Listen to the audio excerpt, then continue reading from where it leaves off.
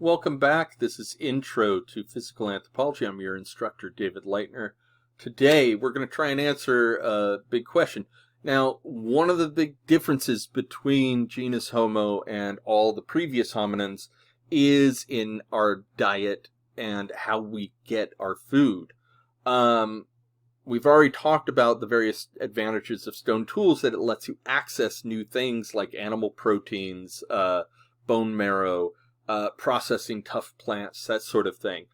But does that mean they were hunters or scavengers? Let's try and answer that question here. Let's see. There.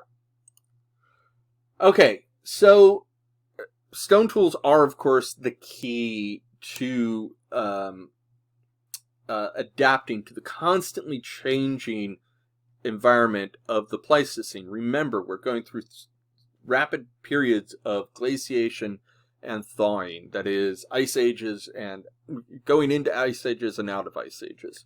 That starts about 2.5 million years ago, about the same time genus Homo shows up. For a long time, our stories of human evolution really centered around the man-the-hunter hypothesis. So the idea was that if meat is a major part of Homo diet, then it must mostly come from male subsistence activities, right? That, it seemed to make common sense in our society that men do the hunting.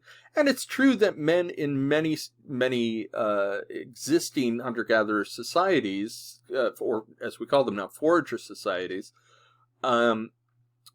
it's oftentimes the purview of men to do large game hunting. The fact of the matter is, living hunter-gatherers don't bear out our assumptions about male subsistence activities being the sole way that meat was obtained. From various studies of modern-day hunter-gatherers, we know that about 85% of protein that they take in comes from vegetable proteins. Okay, nuts, tubers, etc. What animal proteins they do get also tend to come from small game, not from large game. Large game is an occasional treat. Men often only go hunting on special occasions, because hunting big game is dangerous. Hunting small game is not.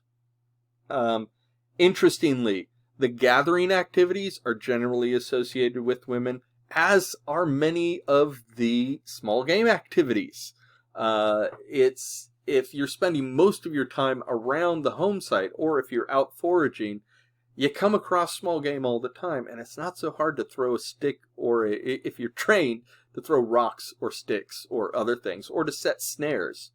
This is what we find to be the case. So women's activities still tend to do an awful lot of the protein gathering in the society, whether it's animal protein or vegetable protein. So bear that in mind too when you think about your own diet. Are you only getting 15% of your protein from animal proteins? I'm not going to preach here because I'm as bad as everybody else, but it does make you think, like, wow, what's it do to a body to eat as much animal protein as we do? Maybe we should think about that. Now, we know from modern hunter-gatherers that a mix of strategies is the best way to survive. And so that was probably true for Homo habilis. It was probably true for Homo erectus as well. There's no reason to assume that our ancestors didn't hit upon this discovery as well. But what we do find is that we don't find a lot of evidence for hunting among Homo habilis, and even early Homo erectus. What we find is evidence for scavenging. In other words, we have bones like this one here that has tooth marks underneath cut marks. That is, the cut marks were made after the teeth marks were made. by cut marks, I mean stone tool cuts. You can kind of see them here. But it's very clear that the our ancestors got to the kill after it was killed, not before. And that indicates they were scavengers, which makes perfect sense. Going straight from being a largely vegetarian or insectivorous diet to hunting things is a pretty big leap. But, you know, things like lions, big predators like that, they bring down large game. They can't eat it all in one go usually. So they'll eat some and then leave for a while. And they'll come back later to get some more. Well, it's that time in between when our ancestors might have slipped in there. That's where the stone tools come in. The stone tools are really important because the stone tools allow you to, instead of having to carry away the whole carcass, which will slow you down immensely, as well as mean you're going to leave a big trail. It's going to be easy to sniff you out, puts you in danger. So just carry away the bits you need, the bits you want. The large bones that have lots of marrow in them, the larger cuts of meat and fat, cut those out. And you can do that very quickly. Actually, you can deflesh a carcass very quickly with stone tools. They're incredibly sharp, incredibly well suited to the activity. And that's exactly what they did. They were sneaking in, quickly carrying away as much as they can, and then getting out of there before the lion or whatever came back. So that's likely the first sort of this man the hunter thing is preposterous. Really, it doesn't hold up when you actually look at the evidence here. Now, the other significant thing that's going on here is, although it's not clear that Homo habilis did this, we know that Homo erectus did, possibly as early as 1.8 million years ago. We've got evidence for fire, the use of fire. Whether they were making the fire themselves or capturing it from lightning strikes or wildfires or stuff like that, and then just maintaining it, we don't know.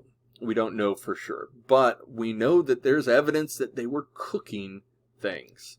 Now, cooking is a really important thing. We actually have evolved for fire. Our bodies evolved along with fire because there are many, many food sources we cannot access nutrients if we eat them raw. Sad news for all you raw foodies out there. There are lots of foods that we just don't get much from if we eat them raw. But if we cook them, it breaks down some of the nutrients in those to forms that we can actually digest, and makes those nutrients bioavailable. Meat is certainly one of them, and there's an advantage with meat that you also are reducing the likelihood of foodborne illness as well when you do that. So there are all sorts of advantages, but you also have to spend less energy digesting it because you pre-digested it in some ways. That breaking down of molecules is what happens in guts anyway. And by pre-digesting it, you're actually making those things available to yourself and reducing the need for an extremely long intestinal tract.